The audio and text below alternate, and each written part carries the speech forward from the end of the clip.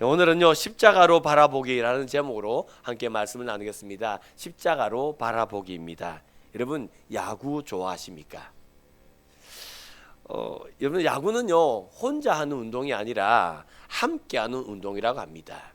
이걸 어떻게 알 수 있냐면 이렇게 알 수 있습니다. 여러분 그 야구 중계 방송을 보면 그 카메라에 제일 많이 잡히는 사람은 투수입니다. 왜냐하면 투수가 뭐 제일 애를 많이 써서 공도 제일 많이 던지고 하기 때문에 투수가 제일 많이 잡혀요. 예, 그래서 이제는 그 한 해가 마치고 이제는 수비가 끝나고 이제 더가우스 라카룸 들어가잖아요. 더가우스 들어갈 때 그때 있잖아요. 그 의자에 누가 제일 제일 늦게 앉는지 아십니까? 그 이제 라카로 갑니까? 더가우스 하여튼 그 의자로 가잖아요. 예, 그 의자로 가면, 예, 그러면 이제 그 투수가요, 자기가 제일 힘들었으니까 제일 먼저 앉는 거 아닙니다. 투수는요, 이제 어느 정도 가서 그 앞에 가면요, 이제 의자 앞에 가면요, 투수가 섭니다. 서서는 저 멀리 있는 외야수가 뛰어올 때까지 기다립니다. 기다려서 다 하이파이브 하고 그 선수들 다 앉으면 맨 뒤에 들어가요. 투수가. 그러니까 여러분들 수고를 제일 많이 한 사람은 투수거든요. 그럼 투수가 제일 먼저 가서 앉아야 되는데 아닙니다. 투수가 제일 뒤에 앉아요. 다른 선수 다 격려하고. 왜 그럴까요? 여러분 이런 거랍니다. 투수는 내가 힘써서 공을 던질 수 있었던 게 외야수 당신들이 나를 지켜주기 때문에, 내가 당신들을 믿기 때문에 내가 자신 있게 공을 던질 수 있었습니다. 고맙습니다. 그런 마음으로 이게 저 멀리 있는 외야수가 뛰어올 때까지 기다렸다가 하이파이브 하고 그리고 맨 뒤에 앉는답니다. 그리고 또 수비를 또 나가야 되죠. 수비가 또 나가면요, 이제 투수가 힘껏 공을 던졌습니다. 근데 상대방 타자가 공을 땅 쳤습니다. 그게 얼마나 잘 맞았든지 멀리 날아갑니다. 그래서 있잖아요, 그 홈 넘어가는 그 펜스, 그 앞까지 공이 확 날아간 겁니다. 그러면요, 외야수가 가만히, 너무 잘 맞았네. 이거 잘 나가네. 어쩌노. 외야수가 그럴까요? 그 공 잡으려고 막 뛰어갈까요? 막 숨이 차도록 막 뛰어갑니다. 뛰어가서요, 거기 이제 그 펜스에 탁 달라갈 때 있잖아요. 그때 이 외야수는 어떻게 하냐면 자기 몸을 확 날려가지고, 그러면 자기 몸이 펜스에 부딪히면 아플 낀데, 그죠? 아플 건데 다칠 수도 있는데, 근데 있잖아요, 이 외야수는 몸을 사리지 않고 확 뛰어오릅니다. 그래서 공을 딱 잡고요, 그리고 자기 몸은 강하게 펜스에 팍 부딪히죠. 그래 공을 잡았어요. 공을 잡으면 이렇게 할까요? 투수한테 잡았다 이거 할까요? 제 생각에 아플 것 같은데. 아플 것 같은데 아야 안 하고요, 내가 이거 잡았다 이걸 투수한테 이렇게 사인을 줍니다. 그러면 투수가요 그 잡은 그 외야수에게요 어떻게 하는지 아십니까? 자, 잡았네 이래 안 합니다. 뭐 엄지척을 하든지 뭐 하여튼 뭐 고맙다는 사인을 반드시 합니다. 맞죠? 그리고 있잖아요, 또 투수가 또 공을 탁 던졌습니다. 근데 있잖아요, 타자가 공을 탁 쳤는데 이게 잘못 맞았어요. 그래서 유격수앞으로 떼굴떼굴 굴러오네요. 이건 누가 해도 잡을 수 있는 공으로 떼굴떼굴 굴러오네요. 그런데 이 유격수가 뭐가 그래 급했는지 천천히 해도 되는데 막 급하게 하다가 전문용어로 알까기를 했습니다. 공이 휙 빠져나가 버린 거예요. 그래서 이게 아웃돼야 될 타자가 1루에 서게 됐습니다. 그러면요, 유격수가요, 그 공 알까기한 유격수가요, 속이 상했어요. 이랍니다. 그럼 투수는 모른 채 해줍니다. 그리고 투수는 또 공을 던지죠. 그래서 타자를 잡아요. 그래서 이제는 이제 수비가 끝났습니다. 그게 딱 들어갈 때 있잖아요. 아까 알까기한 유격수 어떻게 하는지 아십니까? 알까기한 유격수는요, 제일 먼저 투수한테 뛰어갑니다. 뛰어가서 미안하다. 그래서 니 잘했다, 고맙다. 어깨 툭툭툭 투수를 치고 들어갑니다. 야구 보면 이런 장면이 자주 나오죠. 여러분들 이게 야구랍니다. 야구는 있잖아요, 혼자 잘해서 이기는 경기가 아닙니다. 혼자 잘해서 이기는 경기가 아니라, 맞아요, 서로를 믿고 의지하고 신뢰하고, 그래서 있잖아요, 내가 너를 믿고 있다, 내가 네 믿음에 내가 열심히 뛰고 있다, 이거를요 서로에게 사인을 주는 겁니다. 그래서 이제 하나 된 공동체가 될 때 이기는 팀이 야구팀이 되는 거예요. 그래서 야구팀은요 이기기 위하여 하나가 되는 거예요. 근데 이거는요 가정도 마찬가지입니다. 가정도 있잖아요, 이기는 가정이 되려면 여러분들 내가 잘하니까 내가 얼마나 잘하는데 이러면요 이기는 가정이 안 돼요. 이기는 가정 어떤 가정이냐면 이런 가정이에요. 내가 너를 믿기 때문에 지금 잘하고 있어. 너 실수했냐? 괜찮아. 네, 이러면서 서로를 격려하고 툭툭툭 치줄 수 있는 가정이 이기는 가정이 되고, 교회도 똑같다 이 말입니다. 교회도 우리가 함께 이렇게 서로를 격려하고 서로를 믿고 이렇게 해야 교회가 이기는 교회로 나아갈 수 있다 이 말입니다. 그러면 여러분들 지금 여러분 가정은, 또 우리 자유교회는 여러분들 이렇게 믿음으로 말미암아 서로를 믿고 신뢰함으로 말미암아 이기는 교회로, 이기는 가정으로 나아가고 있습니까? 내 잘하는 데가 아니라 네가 있어서 내가 잘해. 여러분들 우리 이런 모습 우리 갖고 있습니까? 여러분들 느헤미야 3장을 읽어보시면요, 그 이스라엘 백성들이 성벽과 그 성문을 이렇게 새로 재건하는 그 모습이 나옵니다. 근데 여러분들 이 느헤미야 3장에서 이 성벽을 재건하는데 여러분들 제일 많이 나오는 단어가 뭔지 아십니까? 느헤미야 3장에서 성벽을 재건하는데 제일 많이 나오는 단어가 그 다음에입니다. 그 다음은. 그러니까 제일 먼저 대제사장 엘리야십이 성벽 재건을 합니다. 성벽을 쌓아요. 무너진 성벽을 쌓고 있습니다. 예, 그래서 엘리야십이 이제는 너무 힘들어합니다. 그러니까 그 다음은 드구아의 귀족들이 그 성벽을 짓습니다. 그 다음은 다양한 평민들이 짓습니다. 그 다음은 금세공업자들이 짓습니다. 그 다음은 상인들이 짓습니다. 그 다음은 야 우리 다 같이 하자. 그래서 이제는 모두 다 자기 집 앞에 성벽을 재건합니다. 그래서 그 다음은이 31번 반복돼요. 여러분들 무슨 말입니까? 성벽이 무너졌고요, 성문이 붙었습니다. 그래서 환난과 능욕을 당하고 있었지만 아무도 그 성벽을 지으려고 나선 사람 없었어요. 그런데 느헤미야가 가가지고 뭘 어떻게 했길래, 여러분 느헤미야가 누구길래 그가 그 예루살렘에 다시 돌아갔을 때 그 사람들이 다 힘을 못 얻어서 그 다음은 하면서 성벽을 재건할 수 있었을까요? 어떻게? 여러분 사실요, 느헤미야가 갔을 때에 그 성벽을 재건하는 일은 쉬운 일이 아니었습니다. 왠지 아십니까? 사람들은요 각기 자기가 중요하다고 여기는 것들이 있었기 때문입니다. 보십시오. 대제사장 엘리야십, 제일 먼저 이제는 그 성벽 재건에 나선 사람이 대제사장인데요, 그 대제사장은요 성벽을 세우는 것보다 더 중요한 제사를 맡은 사람입니다. 맞잖아요. 그러니까 나는 하나님께 제사를 드려야 되는 사람이야. 이게 더 중요하니까 나는 성벽 재건하는데 난 동참할 수 없어. 충분히 이유가 되죠. 그리고 여러분들 드구아의 그 귀족들입니다. 사실 예루살렘 성벽이 어떻게 재건되냐면 북쪽이 제일 먼저 지어져요. 북쪽으로 지어져서 시계 반대 방향으로 요렇게 돕니다. 요렇게 시계는 이렇게 돈다면 시계 반대 이쪽으로 지어져요. 예. 근데 있잖아요, 그 드구아의 귀족들은요 그 아라비아 유대 광야가 있었기 때문에 아라비아 사람들의 침략이 있는 곳이었습니다. 그러니까 이 드구아의 귀족들이 성벽 건축학교라고 빠져버리면 여러분들 유대 광야에 있는 그 아라비아 사람들이 공격해 올 수 있는 위험수가 높아진단 말입니다. 그러니까 드구아의 귀족들은요 그 아라비아의 공격 때문에 나는 못 가. 우리가 이걸 지켜야 그 아라비아의 공격을 피할 수 있어. 그들은 충분히 그렇게 말할 수 있어요. 이유되죠. 성벽 재건 못할 이유되잖아요. 더 재미나는 것은 여러분들 여기 보면 금세공업자가 성벽 재건에 동참합니다. 이 금세공업자가 뭐 하는 사람들일까요? 예, 지금 금장식 만드는 사람들이에요. 무슨 말이냐면 그 신전 옆에 그들이 가게를 차려놔요. 그리고는 금을 가지고 그 신상을 만드는 겁니다. 그래서 사람들이 이제 그 우상 성교 갈 때에 그 신상을 부적처럼 파는 거예요. 그 사람들입니다. 그러니까 이 사람들은요 나는 너무 죄를 많이 지었기 때문에 이 거룩한 성벽 재건에 나는 동참할 수 없어. 이유되죠? 이유되잖아요.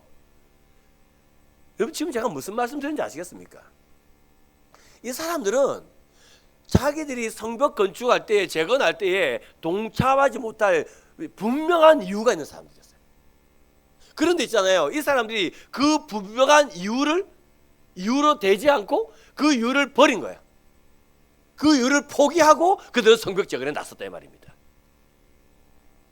별로 감동을 안 받으시네. 여러분들, 우리가요 교회 봉사 못하는 이유가 참 많습니다. 우리가 교회 열심을 내지 못하는 이유가 많다니까요. 어떤 사람은 나이가 많아서, 어떤 사람은 내가 지금 돈 좀 벌어놓고, 어떤 사람은 건강이 안 좋아서, 어떤 사람은 지금 바빠서. 우리는요, 맞습니다. 주에 전에 나와서 주를 섬겨 나가는 일에 있어서 우리가 이유가 많은 사람들이에요. 이유가 많으니까 봉사를 못하는 겁니다. 그런데 봉사하는 사람은 어떤 사람인지 아세요? 그 이유를 포기하는 거죠.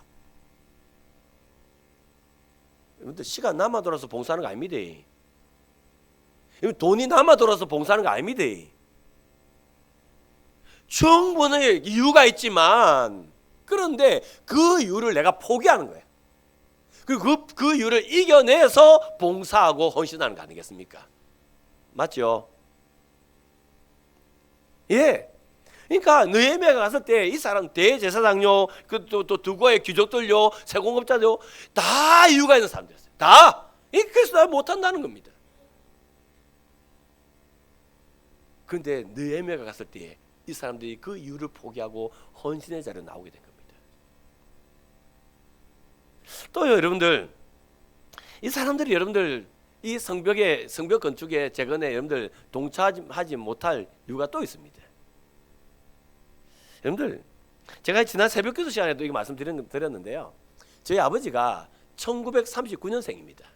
제가 이번에 새벽기도 설교하면서 처음으로 제가 우리 아버지가 어떤 인생을 살아오셨을까 한번 생각을 한번 하게 되었습니다.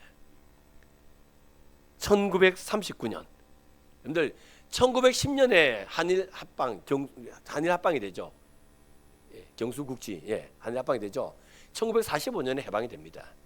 제 아버지가 1939년생입니다. 언제 태어났습니까? 일제시대죠.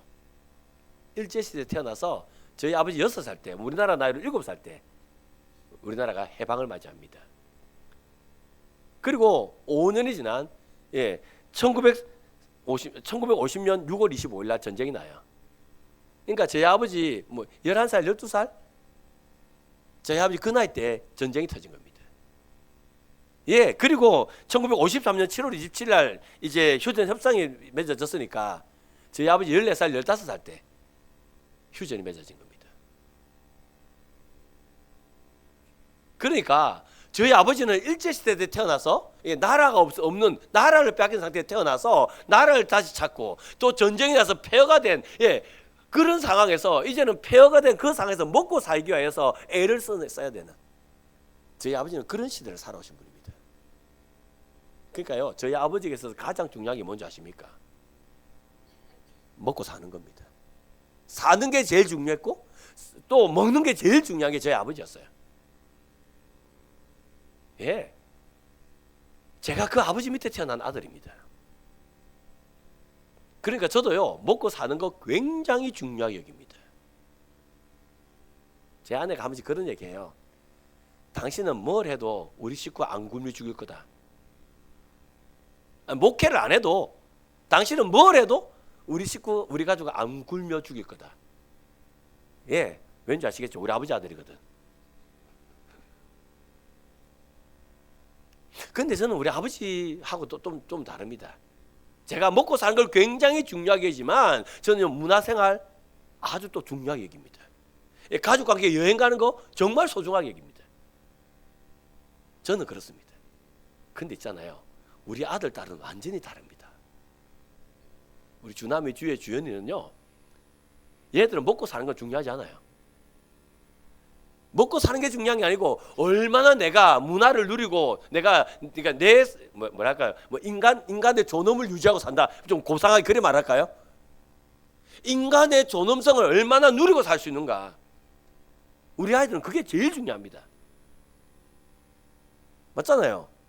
그러니까 이걸 어떻게 알 수 있냐면 이런 겁니다. 저희 아버지가 만약에 저희 아버지에게 누가 가서 이렇게 말합니다. 토요일 날 직장에 와서 일하시면 월급의 1.5배를 드리겠습니다.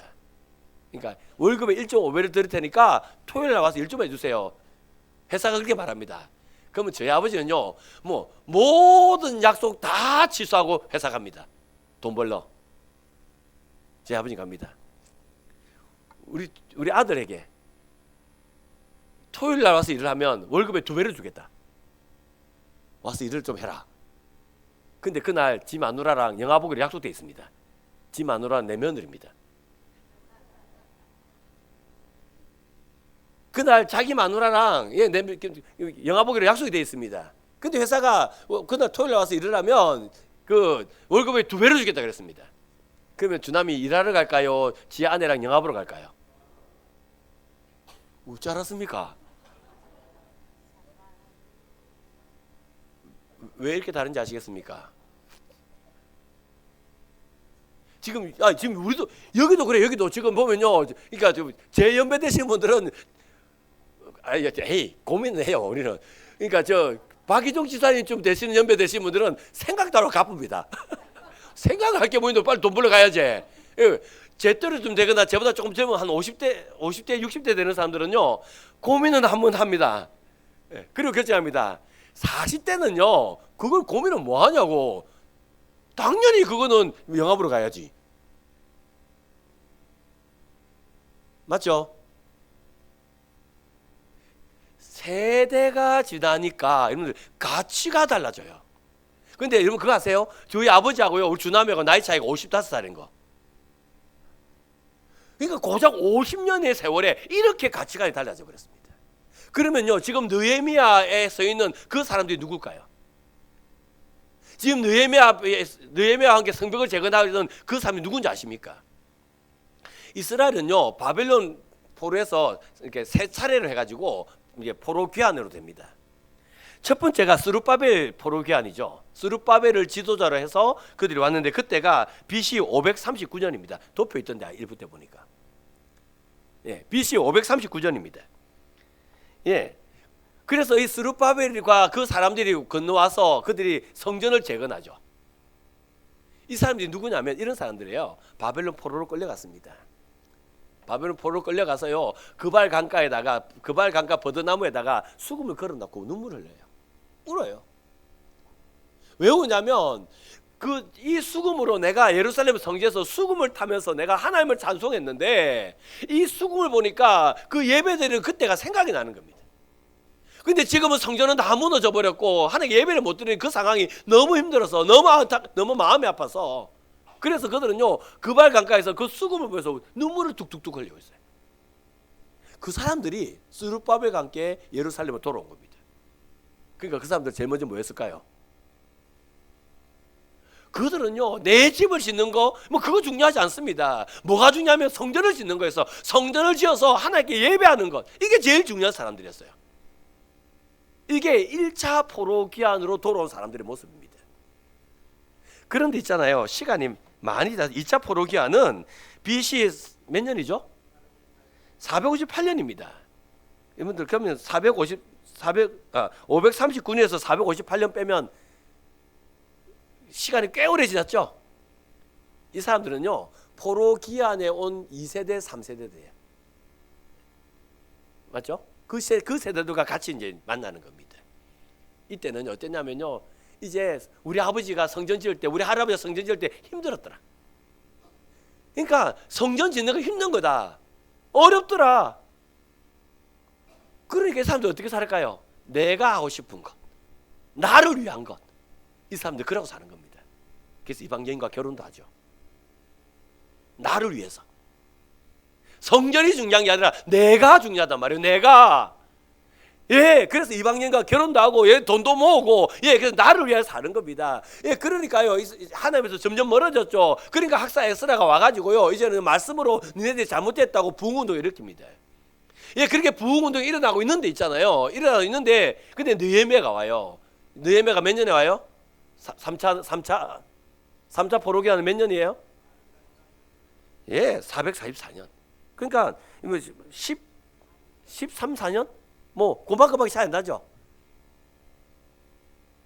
그래서 이제는 이렇게 내가 중요해. 지금 느헤미야의 그 앞에 서 있는 그 사람들은요, 내가 중요한 사람들인 거예요. 그래서 에스라 통해 말씀을 듣고 회개한 사람도 있고 회개 못한 사람도 있고 막 지금 그런 상황입니다. 그런 상황이었는데 그때 느헤미야가 와가지고 성벽을 짓자 딱 그러고 있는 겁니다. 지금. 그런데 1세대 같았으면 그래 우리가 예배를 또 온전히 드리기 위해서 성벽이 지어야지 짓자 하고 와르르 달려들었겠죠. 근데 지금 이 사람들은 그게 아니에요. 우리 아버지하고 주남이보다 더 큰 갭이 있는 사람들이에요. 맞죠? 내가 중요한데 우리 아버지 우리 할아버지 성전 지을 때 힘들다 하던데 그럼 나도 힘들어야 될 낀데 이 사람들이 그런 사람들이라고요. 근데 여러분들 이 사람들이 느헤미야가 왔을 때에 다 같이 그 다음은 하면서 다 성벽 재건에 다 동참한 거예요. 그래서 그 성벽을 짓고 다 기뻐하는 거예요. 어떻게 이들이 여러분들 성벽 재건 공사에 다 투입될 수 있었을까요? 어떻게 느헤미야 3장에 그 다음이라는 단어가 나올 수 있었을까요? 그 이유를 알고 싶은 사람은 누가복음 18장을 읽으셔야 됩니다. 누가복음 18장을 펴보세요. 제가 내용을 다 아는 줄 알고 그렇게 설교 준비했는데 잘 모르더라고요. 누가복음 18장 한번 펴보십시오.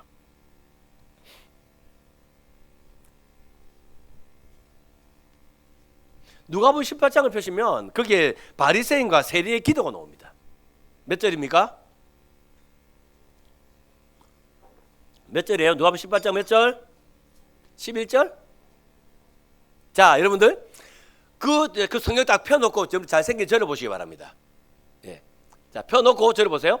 누가복음 18장에 바리새인과 세리의 기도가 나오는데 그 바리새인과 세리의 차이가 뭘까요? 바리새인과 세리의 다른 점들을 한번 다 찾아보십시오. 이제 성경책 보고 제 얼굴 본다고 답이 나오겠습니까? 누가복음 18장에 바리새인과 세리의 다른 점이 뭐가 있을까? 한번 찾아보십시오. 뭐가 있을까요? 한번 말해 보십시오. 18장. 바리새인과 세리의 차이가 뭐가 있을까요? 첫 번째는 바리새인은 자기가 의로운 줄 알죠? 세리는 자기가 죄인인 줄 알죠? 또요? 또 뭐가 있을까요? 바리새인은 교만하죠? 예? 세리는 겸손하죠? 또요? 바리새인은요 성전 앞에서 기도하죠? 세리는요 저 끝에서 기도하죠? 맞죠?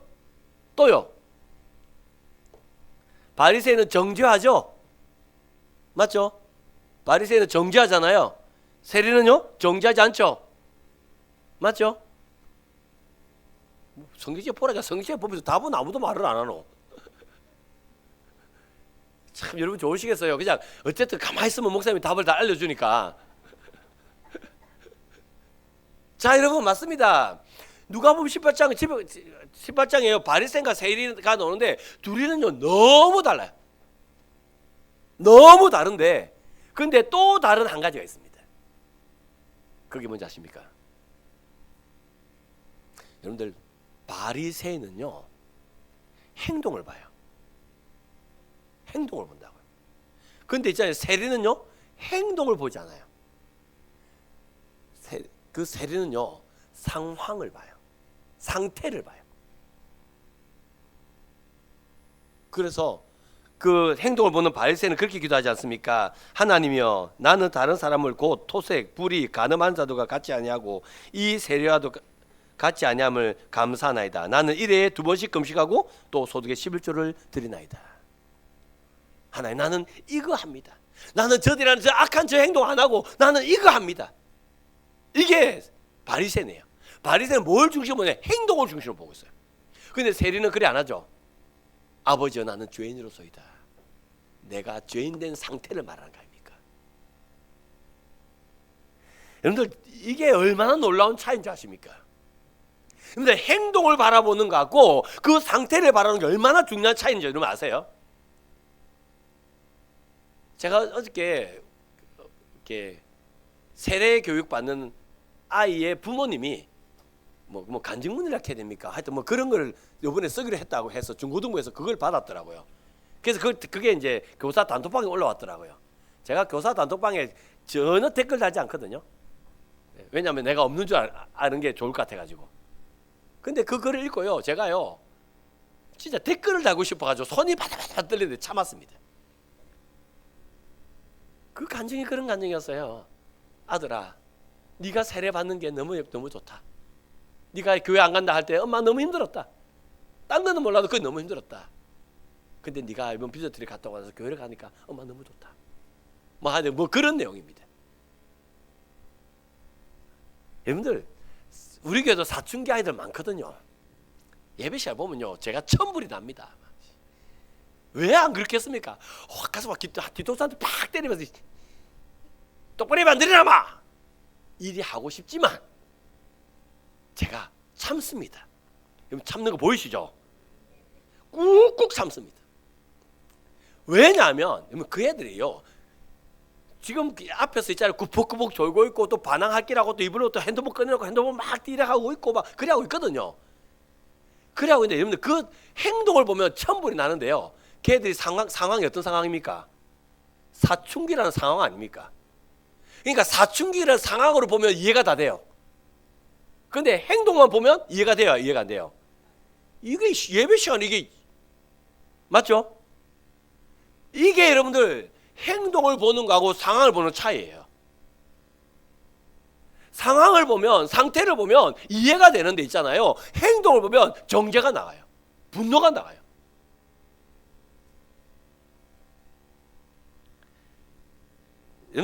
여러분들은 사람을 볼 때 행동을 보십니까? 그 상황을 보십니까?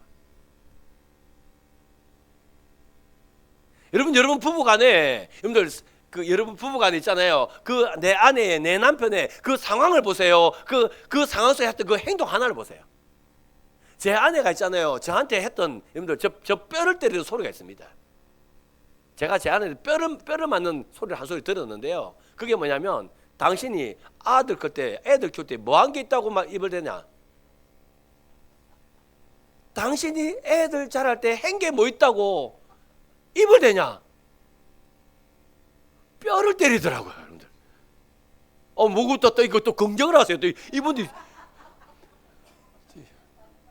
또 여러분들 갑자기 말이 안 나오네. 이제 이 적군들밖에 없는 데서 설교하는 게 참 힘드네. 무슨 말? 그때 제가 여러분들 우리 교회가 이제 한참 성장해 나가야 될 때였고요. 그럴 때였습니다. 얼마나 바빴겠습니까? 내가 바빠서 허덕허덕했죠. 예, 그러니까 애 돌아볼 틈이 어디 있습니까? 밤에 잠도 못 자는데. 그러면 여러분들 아내가 그 상황을 누구보다 잘 아니까 그 상황을 보면서 내 남편 바빠서 그랬어, 이게 이래 돼야 될 건데, 그 상황은 다 잊어버리고 당신 아들 그때 말이야, 애들 뭐 수학 공부를 한번 봐줬나, 영어 공부를 한번 봐줬나, 그러고 지금 와서 뭔 소리 하고 있나 하면서. 근데 여러분, 그게 저는 뼈를 맞는 아픔이에요. 자, 여러분들, 우리가요, 여러분들 상황을 보면 이해가 되는데 행동을 보면, 그래서 그 행동에 대해서 우리가요 이렇건 저렇건 말을 걸면요, 그 말은요 다 뼈 때리는 소리예요. 뼈 맞아 봤어요? 아파요. 여러분은 무엇을 얘기하십니까? 어느 교회에서 집사님이 구역 모임이 있어서 테이크아웃 그 커피를 사두고 갔답니다. 테이크아웃 커피 사두고 가서 이제는 그 성도들 그 식구들 앉아 있는 자리에서 커피를 꺼내면서, 집사님은 아메리칸 아이스지, 집사님은 라떼지 하면서요 커피를 이제 한 잔씩 이제 앞에 놔줬어요. 그러다 실수로 그만 그 놔둔 커피를 탁 쳐가지고 엎어버렸네요. 집사님 실수해서 당황을 합니다. 이거 어떡해? 그래 할 때에 마침 그 구역 식구 중에 긍휼의 은사가 있는 집사님이 있었습니다. 그 긍휼의 은사의 집사님이 집사님 뜨거운데 괜찮아요? 제가 치울 때는 집사님 여기 좀 서 계세요. 그 긍휼의 은사가 있는 집사님이 그 실수한 집사님을 뒤로 세워놓고 자기가 막 닦을 거라고 이제 놨습니다. 그랬더니요, 옆에 있던 그 구제의 은사가 있는 집사님이, 집사님 내가 그 쏟은 커피 사가지고 올게, 내가 지금 간다. 구제의 은사님 집사님이 또 그 커피 사러 뛰어나가더랍니다. 그런데 다 그런 건 아니더랍니다. 여러분들 영분별의 은사가 있는 집사님이 그걸 많이 보고 계시더니 이렇게 말씀하시더랍니다. 집사님, 이 일을 통하여 하나님이 분명히 집사에게 나타낼 뜻이 있습니다. 그 뜻을 분별해야 됩니다. 영분별의 은사가 있는 집사님 그렇게 말하더랍니다. 그러자 옆에 있던 예언의 은사가 있는 집사님이 예언을 하시더랍니다. 네, 그럴 줄 알았다. 예언의 은사로 네 그럴 줄 알았다. 여러분은 어떤 은사를 받고 계십니까? 여러분은 긍휼의 은사를 갖고 있습니까? 구제의 은사를 갖고 있습니까? 영분별 은사를 갖고 있습니까? 예언의 은사를 갖고 있어서 네 그럴 줄 알았다. 그러고 사십니까? 사실 그게요. 왜 차이가 나냐면 은사의 차이가 아니에요. 지금 어떤 각도에서 어떻게 보고 있느냐 그겁니다. 상황으로 보고 있느냐 아니면 그냥 커피를 쏟은 그 행동 그걸 보고 있느냐 여기에 따라서 반응이 달라진다 이 말입니다. 여러분은 무엇을 중심으로 보십니까? 여러분들 느헤미야는요 오늘 보면 느헤미야 1장인데요 느헤미야는요 지금 그 성벽이 무너지고 성문이 불타서 그래서 이스라엘 백성들이 환난과 능욕을 당하고 있다 이 얘기를 들어요. 그때 있잖아요 그때 느헤미야가 만약에 행동을 생각했다면 느헤미야는 이렇게 말할 겁니다. 아니 성전을 지었으면 성전을 재건했으면 성벽도 지었어야지. 그때 성문도 달았어야지. 아니 그리고 성벽을 재건 안 해가지고 그렇게 환난과 능력을 당하면 그러면 그냥 도망갈 게 아니라 어쨌든 간에 지어냈어야지. 왜 그들은 그걸 안 짓고 있어? 행동을 말할 거예요. 근데 느헤미야는요 그 환난과 능력을 당한다는 그 말을 듣고요 그들이 왜 그걸 짓지 않지라는 그 행동을 주목하지 않습니다. 행동에 주목하지 않아요. 그 환난과 능력을 당하는 그 상태를 보고 있어요. 그 형편을 본다고요. 여러분들 이 환난이라는 단어의 뜻 아세요? 저는 환난은요 고난을 많이 받는 걸 환난인 줄 알았거든요. 우리가 찬송 있잖아요. 환난과 핍박 중에도 난 이 환난이 그 환난인 줄 알았어요. 근데 이게 그 환난이 아니더라고요. 여기서 이 환난이라는 단어가 여러분들 히브리어로 라라는 단어를 써요. 라의 반대말이 뭐냐면 토부입니다. 토부 많이 들었잖아요. 하나님 보시기에 좋았더라 토부잖아요. 라가 이 토부의 반대말이에요.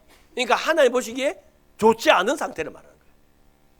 성벽이 무너져서 지금 이스라엘 백성들이 하나님 보시기에 좋지 않은 상태가 됐다 이 말입니다. 능력요? 저는 능력을 이렇게 생각했죠. 막 사람들이 막 비웃고 조롱하고 뭐 그거를 저는 능력이라고 생각했거든요. 물론 그런 의미가 여기 있습니다. 여기 있는데 이 능력이라는 이 단어가 헤르파입니다. 이게 뭐냐면 엄마가 엄마로서 마땅히 해야 될 일이 있죠. 여러분 저는요 제 아내가 제 아내로서 마땅히 해야 될 일이 있다고 저는 생각하는 사람입니다. 맞죠? 저는 제 아내가 우리 집에서 마땅히 제 아내가 해야 될 일이 있다. 저는 그걸 확실히 믿는 사람입니다.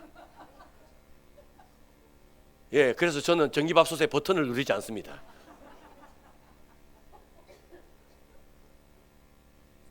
왜 비웃으세요 사람을? 이게 능력이에요 지금.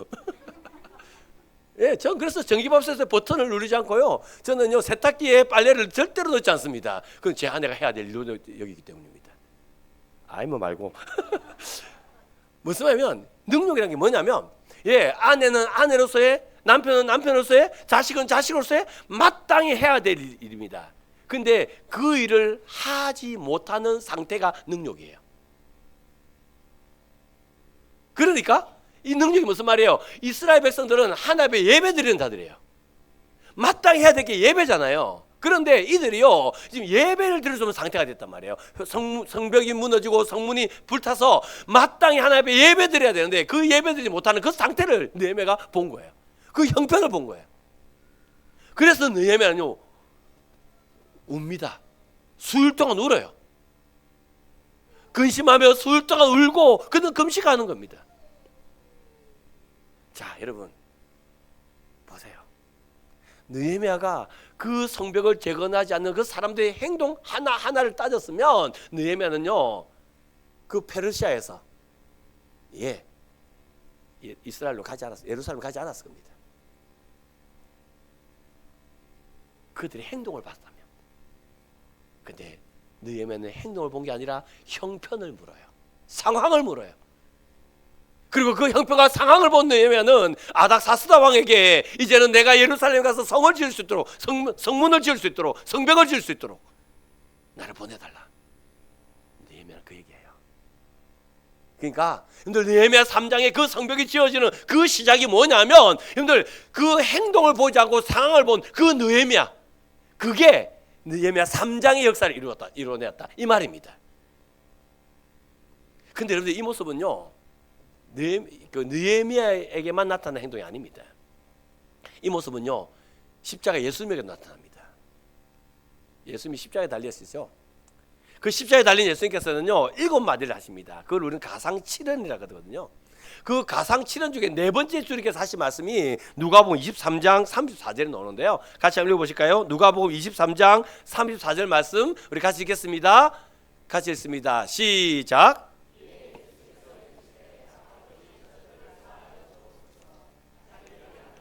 알지 못함이니이다 하시더라. 그들이 그의 옷을 나눠 제비 뽑을세. 예수님이 십자가에 달렸습니다. 그때 있잖아요. 사람들이 예수님을 조롱합니다. 멸시합니다. 고개를 흔듭니다. 십자가에서 내려오라 그럽니다. 사람들이 막 그렇게 조롱하고 있을 때 그때 예수님께서는 그들의 행동을 보잖아요. 나를 조롱하는 그 행동, 나를 무시하는 그 말, 그 행동과 말을 봤다면 예수님은 진노했을 겁니다. 그래서 하나님, 저 행동을 보십시오. 그러면서 저들을 심판해달라고 기도했을 겁니다. 그 예수님은 행동을 보지 않아요. 성경구절 다시 한번 더 보여주실래요? 이 예수께서 있을 때 아버지여 저들을 사하여 주옵소서. 자기들이 하는 것을 알지 못합니다 하시더라.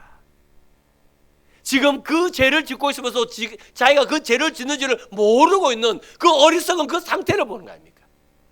그 형편을 보는 거 아닙니까? 그러니까 예수님이 안타까운 거예요.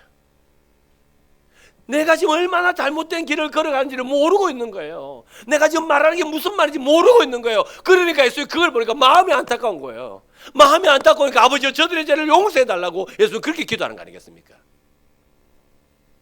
예수님의 행동을 봤다면 정죄와 심판이었겠지만 예수님께서 상황을 봤기 때문에 용서해달라는 기도가 나오는 거 아닙니까?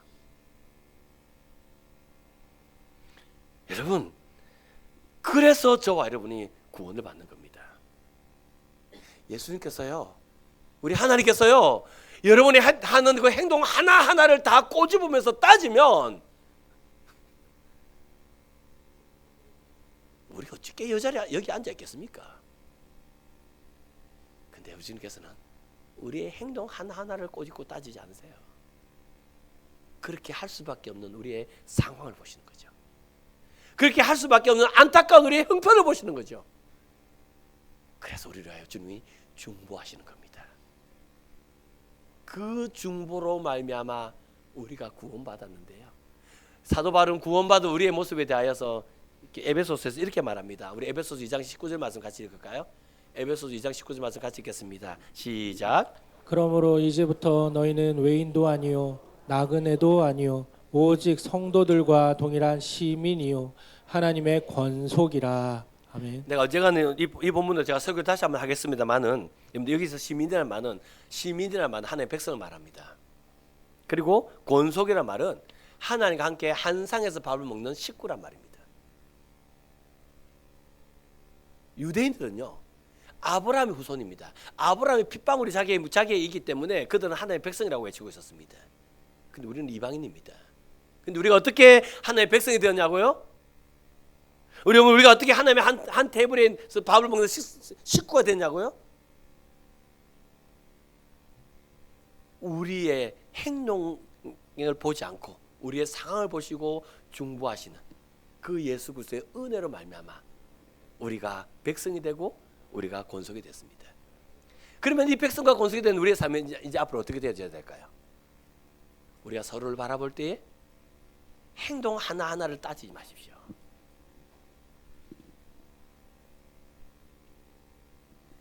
네가 그렇게 했으니 나도 그리한다. 행동 하나하나 꼬지고 따지지 마십시오. 그러면 뼈 때립니다.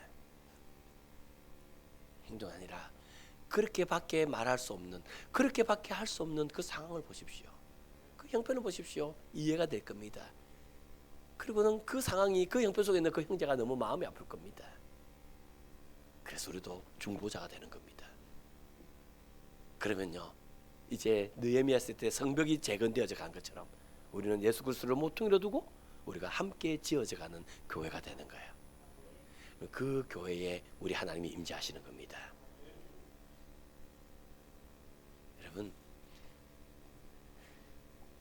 저와 여러분은 함께 지어져 가고 있습니까? 그러기 위해서는요, 이제 우리가 행동을 보며 정죄하고 판단할 게 아니라 이제 우리는 서로의 상황을 보고 이해하고 용서하고 용납하고 십자가에서 주님 우리를 바라보는 그 눈으로 서로를 바라볼 때 우리는 교회로 지어진다, 이 말입니다. 우리 자유교회가 이렇게 하나님의 교회로 지어져 가는 복된 교회 될 수 있기를 주의 이름으로 축원합니다.